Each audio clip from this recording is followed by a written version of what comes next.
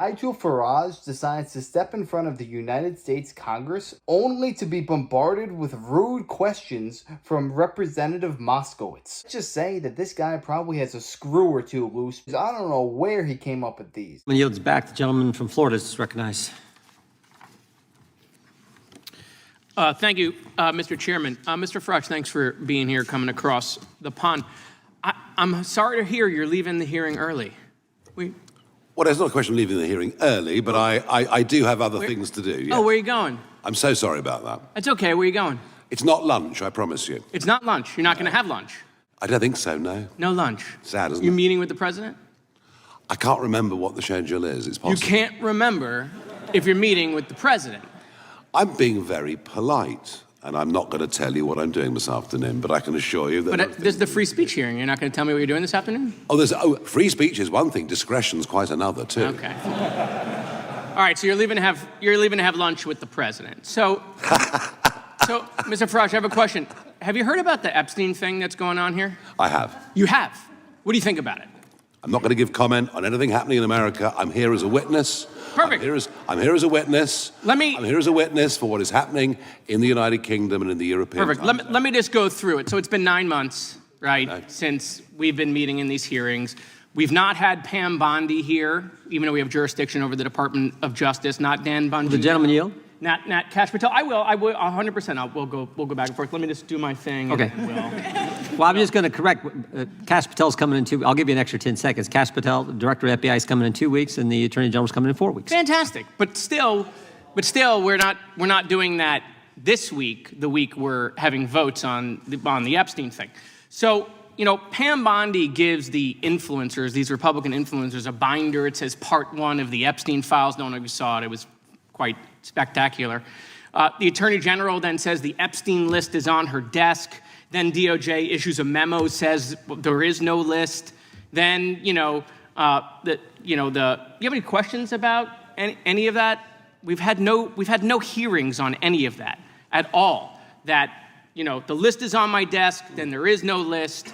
Then we gave binders to Republican influencers. This committee said no questions on any of how that transpired at the Department of Justice. Then hold on. Well, it sounds like you're going to in the next few weeks. So that's a jolly good thing. Mr. Farage, we can talk soon, but not yet. Okay. Right. So then the president comes out and says the whole thing's a hoax. He blasts his own base. He blames Barack Obama. I mean, he hasn't been president for a very long time. Republicans then in committee vote against the release in the Rules Committee. Then Republicans refuse to go back in the Rules Committee because they're getting blasted for their vote, getting crushed by their own base. Congress leaves a day early. Then the administration sends the Deputy Attorney General to meet with Maxwell in jail. He happens to be Trump's former personal attorney. She says something favorable about the president. Miraculously, she gets transferred to a minimum security prison. The president starts talking about how he has the right to pardon her if he wanted to. The leaks to the Wall Street Journal then stop.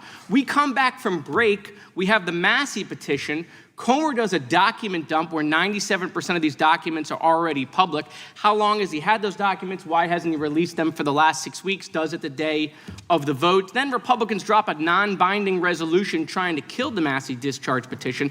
The White House said passing the Massey discharge petition is a hostile act.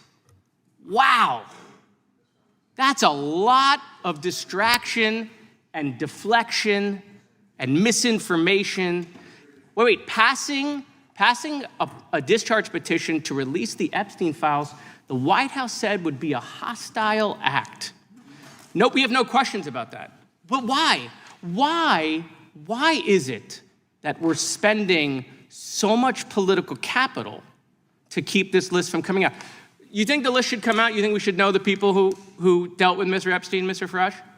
I thought I was coming to a hearing on free speech, not process. Oh, well, listen, but here's the good... It sounds like you're discussing process. No. Do you think the list should come out? I have no opinion on it. I don't know at all. So we have victims that were sexually abused by potentially people in power, and we don't know who's on the list. I'm very happy. Hold on, Mr. Farage. We don't know who's on the list. We don't know who's on the list. We don't know if the president is or is not. I'm not going to say he is or isn't. I'm just going to say these are weird behaviors. We don't know that there aren't other people in Congress that are on the list. right? We have no idea. Do you think the list should come out? You think people in power should be held to account for these victims who have been sexually abused and assaulted? You think the list should come out?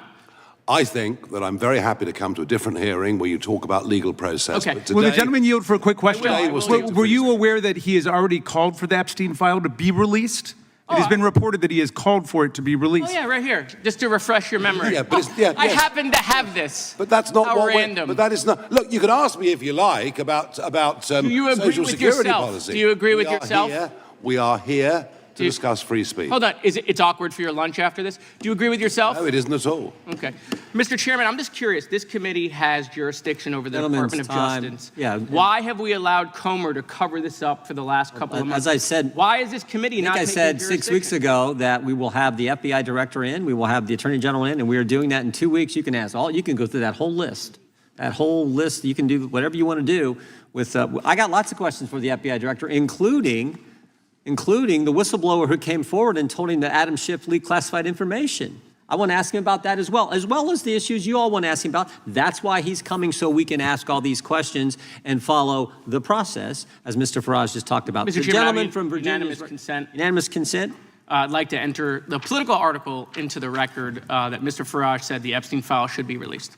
So Nigel Farage did not have to come to the Congress. He did not have to talk in front of all these people. He chose to do so out of his own free will, and this man is harassing him about Epstein as if he has anything to do with Jeffrey Epstein. He wants to talk about the freedom of speech, our First Amendment. Yet this guy, all he wants to talk about is Jeffrey Epstein. What is the correlation between the two people? I don't know. I don't think anybody knows. And it's not like he came up to Farage with a respectful tone and he was asking polite questions.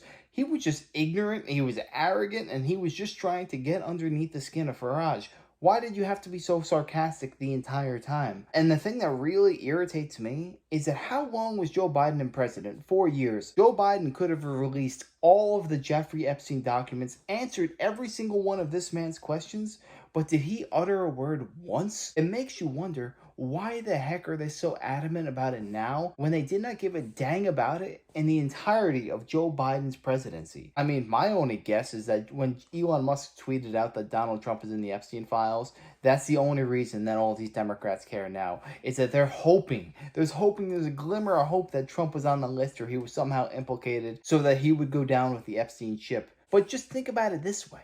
If Joe Biden had concrete evidence that Trump was involved, don't you think that would have been released for the 2024 election? Joe Biden would have walked into the presidency if that were the case. But it's clear this man doesn't care about Epstein. This is all a front. This is him just doing whatever it takes to try and attack Donald Trump. It always comes back to Trump because these people are sick in the head. Me personally, I want the Jeffrey Epstein stuff to come out. Like, who wouldn't? Wouldn't you want to expose all these people?